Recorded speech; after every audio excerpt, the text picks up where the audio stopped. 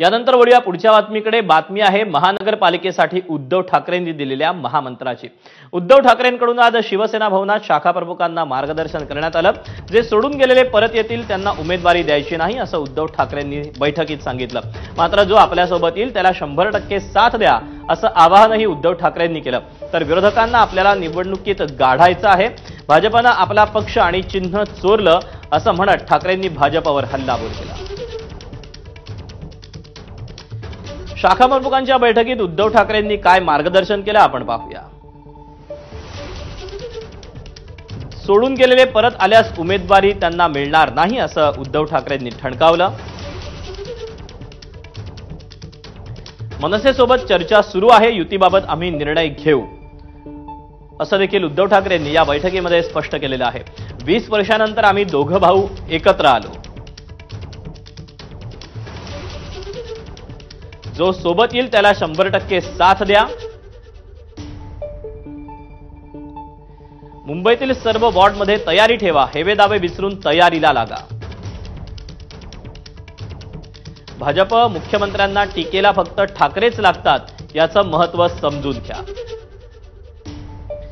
आपण याबद्दलचे अपडेट जाणून घेत निलेश बुधावले आपल्यासोबत आहे। निलेश, आपण उद्धव ठाकरेंनी बैठकीमध्ये कार्यकर्त्यांना काय मार्गदर्शन केलं हे तर सांगितलंच, मात्र यामध्ये उद्धव ठाकरेंनी प्रत्यक्षपणे आम्ही दोन्ही भाऊ एकत्र आल्याचं जे म्हटलेलं आहे त्यामुळे कुठेतरी हा युतीच्या बद्दलचा एक सकारात्मक संकेत म्हणावा लागेल।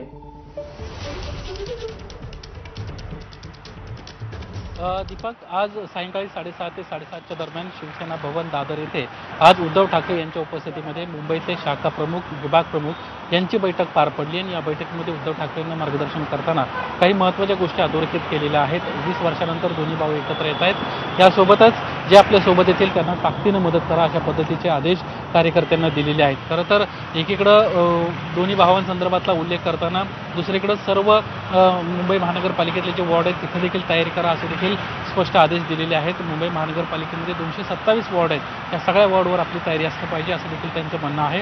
यासोबतच आघाडी सोबतचा निर्णय असेल किंवा राज ठाकरेंसंदर्भातला जो निर्णय आहे हा वरिष्ठ पातळीवर होईल, स्थानिक पातळीवर मात्र कुठल्याही प्रकारच्या भूलथापांना बळी पडू नका, कामाला लागा अशा पद्धतीचे आदेश या निमित्तानं दिलेले आहेत।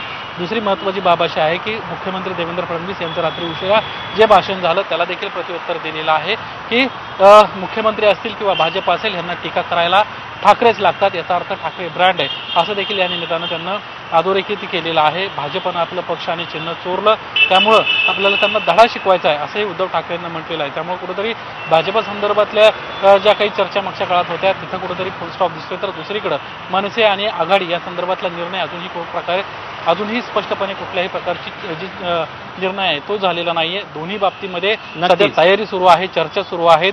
जो अंतिम निर्णय घ्यायचा आहे तो आम्ही नक्कीच घेऊ असं उद्धव ठाकरेंनी म्हटलेलं आहे। यासोबतच एक रणनीती देखील प्रत्यक्षपणे आपल्या कार्यकर्त्यांना आखून दिलेली आहे। निलेश, धन्यवाद दिलेल्या सगळ्या सविस्तर माहितीबद्दल।